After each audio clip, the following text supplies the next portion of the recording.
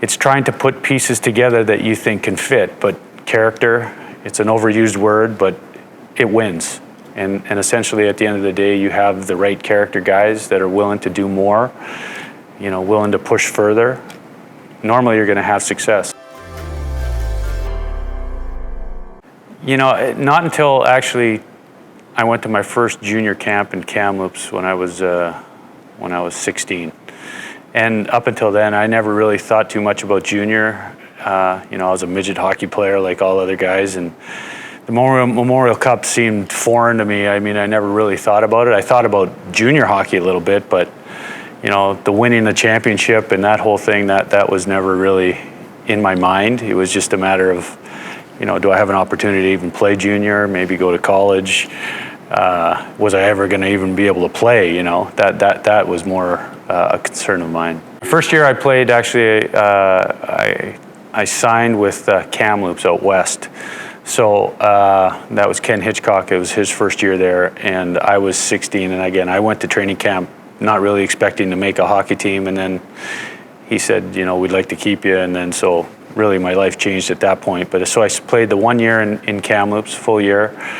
The next year, Russ Farwell from Medicine Hat traded for me, and so got me closer to Alberta, where I'm from Calgary. So that's really how I ended up in Medicine Hat. But I started off my junior career in Kamloops. When I got there to Medicine Hat, it was we're a veteran-laden team, so we had a lot of guys that had some experience.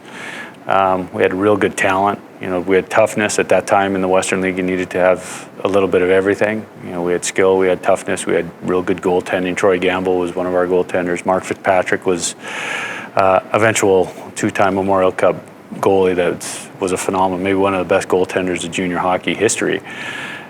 So we had a little bit of everything, and just a real good, solid coaching. We had Doug Sauter was there at the time, tough, old Western League coach, old school guy, and really that's when I don't really know at that time, how to make up a team and what's going to win, what's not going to win. I mean, the league was very competitive. We were a tough, good hockey team that was always in the top of the league standings. So I guess at that time, that's when I really thought that we had an opportunity to win something. For 2 years there, it was a special group, and I think the credit that has to go to those teams is the guy that put it all together, and his name's Russ Farwell, was the general manager, and he's still working out in Seattle. He's still in the game, but he was probably the biggest influence in a lot of our careers, just being able to put together those types of teams that were eventually going to have success. I think Russ just understood it. He got it. He understood the different parts of a team that you need. You need experience. You need young come-up players that are coming up. You need great goaltending. You need a mix of everything. And junior hockey it's cyclical. You go in spurts where you have an opportunity to win, and when you have that opportunity, you try add, and that's what Russ would do. So he realized that, and he still realizes that. He's very good at what he does, but real good mind for the game. He gets your attention, and he gets you to keep his attention, and that's what's important, for young guys. Real good fundamental, play by the rules, be good people. All those things come into it with him, which, those are lessons that I take with me today, things that he taught us way back then. First year that we won, Brian came in, Brian Maxwell, and another old school guy. He was there the year before as an assistant with Doug Sauter. So, understood the game, was an NHL player, NHL defenseman, tough guy. Came in and demanded everybody's respect, and he got that right away. Good coach, technically was very good. He got our attention, and he, like I said, he kept it. And part of that is having a good group of people that he had to work with. But you look at any successful team, there's going to be a good coach behind the bench, and he was great for us. We after the success we had that year, he moved on to the National Hockey League, and then the next year Barry came in, and another one, journeyman American League NHL player, tough guy. again, had a good idea of what he wanted to do with us, and got his message across. He was no holds barred. You know, he was verbal. You know, when it came to the media, you know, he'd say what he felt, and really good for our group. You know, it's tough to repeat in that league for sure. And Barry, you know, saw that we had a lot of potential, and he got the most out of us that second year. I just remember the atmosphere. It was a small building, low ceiling, really compact and loud. You know, we had a lot of our fans that came down, and we had this thing back then where we had these balloons that they throw on the ice after we score a goal or win a game or whatever, and nobody could really understand what that was all about. That was just a thing in Medicine Hat at the time. Yeah, I remember the teams that we played. You know, it was a different experience playing against the two Quebec teams, and then Windsor, which was the perennial favorite that year. You know, I think they were 40-0 at one point, or 40-1 when we ended up meeting them, and you know, they were a juggernaut to win the whole thing, and we fortunately were a pretty determined team ourselves, and we lost in the round robin to them, and then ended up facing them again in the semifinal, or in the final, I'm sorry, and you know, fortunately we came out on top on that one. But I just remember the whole atmosphere and the excitement. You know, every game meant so much. The building was always full. It got national attention, which was something different for all of us. You know, I guess, well, we experienced it the year before, but this seemed a little bit different because we had an opportunity to repeat. So that was something that was pretty special.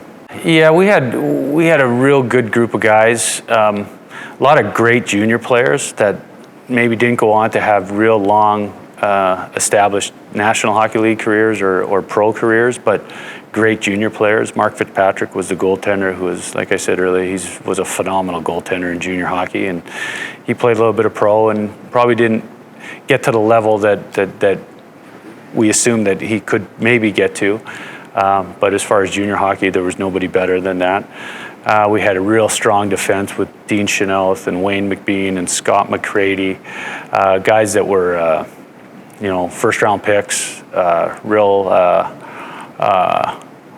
talented offensive players. Dean Chenault was more of a defensive guy, but real tough, great leadership.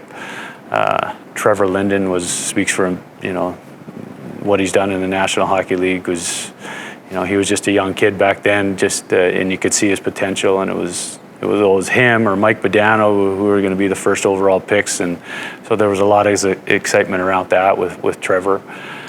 And then there's guys like Darren Taylor, like unsung guys that were on that team. Kirby Lindell, who was a guy that scored some big goals for us in the Memorial Cup. Just a great group of character guys that I'm forgetting a lot of the names, but just to think back at that long ago and some of the things that we did together as a group brings back a lot of memories, that's for sure. The first year was a grind in itself. It's just a lot of hockey, and it's a lot of determination, and there's lots of ups and downs, and there's no magic formula to win. It's just, at the end of the day, I think the team, if you have the talent, it's about determination. It's about, doing more than the guy across from you. At the end of the day, will to win, and we had a group of guys that was just willing to do more than the guy next to him, and that was the reason we won. And again, that goes back to our general manager, it goes back to our coaches. They instilled all that in us, and fortunately everybody really took it to heart, and we had the right mix, and which allowed us to have success. You're trying to win in that year in '88 when the draw didn't sit well for us, and Barry was our coach, and we ended up having to play 3 games in 3 nights. So we played Quebec, the 2 Quebec teams, and then we had to play Windsor in the round robin in order to, the winner of that game got a bye into the final, and then the loser had to play the winner of the 2 Quebec teams. And so we had to play 3 games in 3 nights, and we were the only team that had to do that. And Barry was really vocal with the media about, you know, how the draw was set up, and it was all in favor of Windsor, and you know, we had to play that third game against the best team in the country essentially, and we ended up losing that game, but it was a fairly close game, but you know, he didn't feel that was fair. So that was motivation for all of us. I mean, we said, okay, you know, if we win the next game against one of the Quebec teams, I think it was Hull at the time, we're going to get another crack at these guys, and we're going to get a little bit of rest, so we'll be ready and we'll have our best game. And that's really what happened at the end of the day, was that we weren't happy about the draw. We weren't happy about the way things turned out. But at the end of the day, we were ready to face them at the end, and we got the better of them, fortunately. Well, who knows? Yeah, it didn't start out well in the final against them anyway. We were down, I think it was 3-0 in the first 7 minutes of the game, so that wasn't a good start, and it didn't look good for us. But I remember we chipped away, and Kirby Lindell scored a big goal. Darren Taylor, who I'd mentioned, scored a big goal.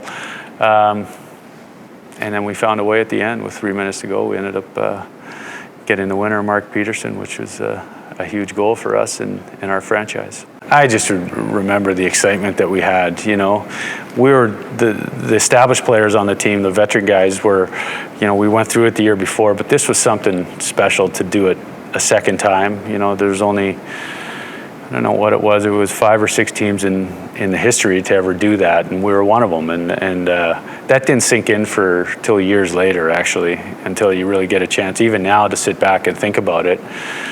It was a really difficult thing to do, and just the amount of excitement around our whole group, around Medicine Hat, the province of Alberta. Actually, we got recognized in a Hall of Fame to be inducted into the Alberta Sports Hall of Fame was special for us.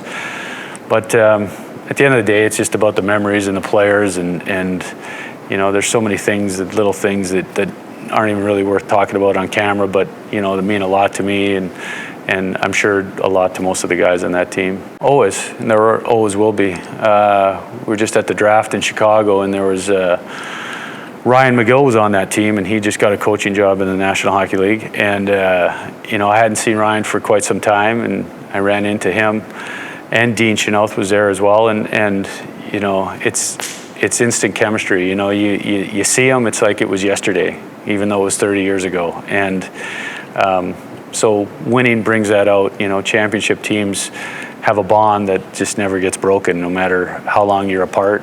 You know, when you do get together, it feels like yesterday. Everything. It meant everything. I mean, I probably don't have a National League career if I didn't have the success, or that we had the success that the Medicine Hat Tigers had in those 2 years. I was fortunate. You know, I had a good junior career, but I was smaller, and at that time, the National Hockey League was big and heavy, and you know, it was a different game than it is today.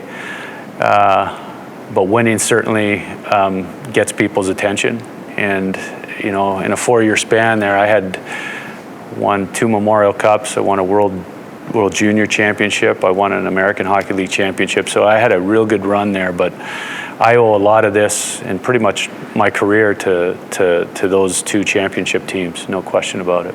You know, nothing lasts forever. In junior hockey, as soon as you get to a certain age, it's over, which is the unfortunate part of it, but that's just the nature of it.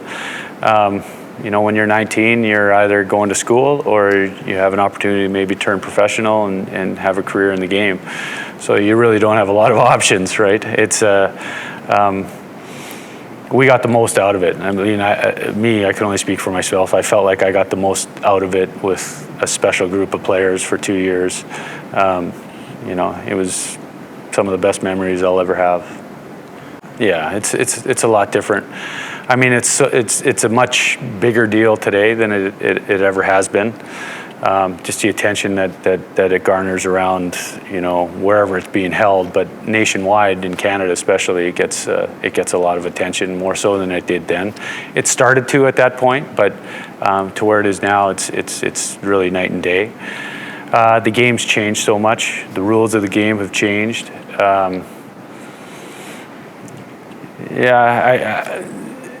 Just different times, you know. I watch it now and I evaluate it in a different way because I'm looking at, But these are the things that were instilled in me and the teams that we had, the reason you had success and why did you have success. So those are the things I always ask myself when I'm watching a junior hockey game, because they're, you're young kids. They're young kids that you're watching.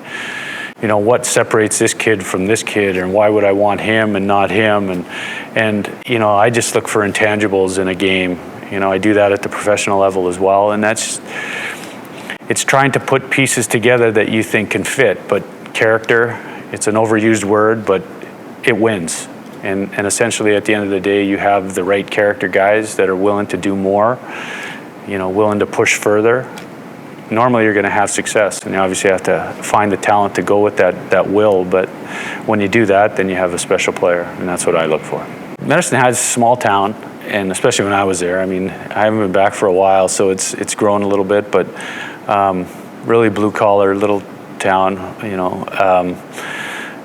real down-to-earth people. It's not a lot of ego there, which is a neat thing.